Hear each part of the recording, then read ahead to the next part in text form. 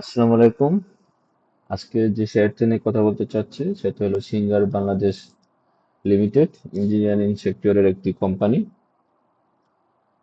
এটা এখন ওদের ওয়েবসাইটে যদি দেখি, এটা কিছুদিন আগে টার্কিশ একটা কোম্পানি এটা হ্যান্ড ওভার নিয়েছে। তো সিঙ্গার বেকো, এদের পুরা টপ ব্র্যান্ড হলো সিঙ্গার বেকো হিটাসে।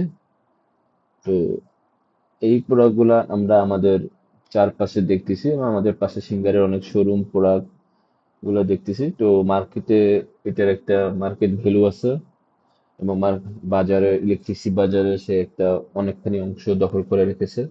এবং অন্য ওয়েবসাইটে দেখলাম নতুন কিছু প্রোডাক্ট নিয়ে ওরা চলে আসছে, সেটা হলো স্মার্ট গ্যাজেট রিলেটেড।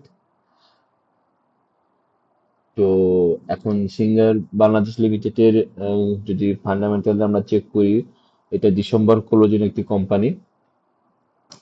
এখন পর্যন্ত 2 কোয়ার্টারে যেটা ইপিএস আছে, দুইটাই ভয়ানক খারাপ, -3.5 টাকা এবং 3 টাকা 11 পয়সা। এবং সেই হিসেবে এদের অ্যানুয়াল ইপিএস এটা শো করতেছে -13 টাকা। তো ওদের ইনকামে একটা নেগেটিভ সাইন দেখা যাচ্ছে ইপিএস এর মাধ্যমে, কিন্তু এবং ফান্ডামেন্টাল দেখলে দেখা যাচ্ছে ওদের হিউজ একটা লোন আছে, 600 কোটি শর্ট লং টার্ম এবং 1200 কোটি টাকার মতন শর্ট টার্ম। এবং ওরা যে ওদের ইপিএস গুলো মাইনাস আসতেছে, সেটার ওরা কারণগুলো মেনশন করছে এখানে। যে এখানে ওরা বলছে আনরিয়ালাইজ এক্সচেঞ্জ লস একটা ওদের হয়েছে এখানে। তারপরে যা যেটা ওরা প্রোডাকশন করছিল সাভারে, সেখানে ট্রিপল প্রোডাকশন ক্যাপাসিটি একটা ওরা এক্সপেক্ট করছিল, কিন্তু আনরিয়ালাইজ লস আসছে এলসি লোনের কারণে।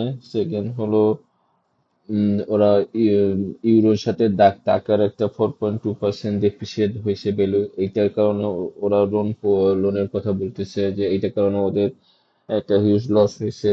দেন তারপরে ওরা বলতেছে যে সুদের হার বৃদ্ধির কারণে ওদেরকে অনেক টাকা লস ক্যারি করা লাগছে। তো আর প্লাস হলো ওরা রোমানিয়াতে ওদের বোর্ড অফ ডিরেক্টর অ্যাপ্রুভ করছে রোমানিয়াতে অ্যাপিয়ার প্রোডাক্ট রপ্তানি করার জন্য, বিকো রোমানিয়া। তো এখন যদি আমরা সিঙ্গার বিটির চার্টটা দেখি, উইকলি ক্যান্ডেলে যদি আমরা চার্টটা দেখি, উইকলি ক্যান্ডেলে দেখতেছি যে সেই 2021 সাল থেকে ওরা প্রত্যেকটা প্রাইস হায়ার লো তৈরি করতেছে, higher low, higher low, higher low, still now higher low. এবং যেটা লং টার্ম ইনভেস্টের জন্য বা পজিশন ট্রেডিং এর জন্য এটা তো পজিটিভ দিক না। ইভেন ওদের উইকলি ক্যান্ডেলে যদি একটা বিয়ারিশ ফ্ল্যাগ প্যাটার্নও দেখা যাচ্ছে। তো এই প্যাটার্নটা হলো বিয়ারিশ ফ্ল্যাগ প্যাটার্ন। এখন এই প্যাটার্নটা যদি আমরা দেখি যে এখান থেকে ব্রেক করতে পারে, 105 টাকার নিচে চলে যাবে, অথবা যদি ডিএসি ইন্ডেক্সে যদি একটা মেজর মুভমেন্ট আসে, সেক্ষেত্রে হয়তো আমরা সিঙ্গার বিডিতে আর একটা পুল ব্যাক দেখতে পারি। সেই পুল ব্যাকটা হয়তো 129 টাকাও আসতে পারে। বা তো সেইটা যদি 129 টাকা আসে, তাহলে লেটেস্ট যে ফিবো রিট্রেসমেন্ট সেটা 50 বা 60, 150 হলে 125 টাকা, 60%, 61% হলে 131 টাকা। তো আমরা যদি ডিএক্সি ইন্ডেক্সে পুলব্যাক আসবে বা ইন্ডেক্সে যদি মুভমেন্ট আসে, সেইটার জন্য সিঙ্গারে একটা পুলব্যাক আসতে পারে। সেই পুলব্যাক আসলে প্রাইসটা হয়তো 125 বা 131, যদি ফ্ল্যাগ প্যাটার্নের ভিতরে থাকে বা ফ্ল্যাগ প্যাটার্ন যদি ততক্ষণ পর্যন্ত ভ্যালিড থাকে, এবং সেই হিসেবে যদি আমরা ফিবো ট্রেন বেস এক্সটেনশনটা যদি আমরা 50-তে যদি ধরি, তাহলে প্রাইসটা দেখতেছি 67 বা 70 এইখানে। আবার যদি 61 ধরি, সেক্ষেত্রে সম্ভবত 74 টাকা আশেপাশে আমার দেখার কথা। আহ, হ্যাঁ, 72 থেকে 73। তো আর যদি কারেন্ট ইন্ডেক্সের নেগেটিভ যদি কারেকশন থাকে সেক্ষেত্রে যদি ব্ল্যাক এই লোটা যদি ব্রেকআউট করে ফেলে, হয়তো সামনের 1 সপ্তাহ বা 2 সপ্তাহের ভিতরে বোঝা যাবে যে এটা ব্রেকআউট করবে কিনা।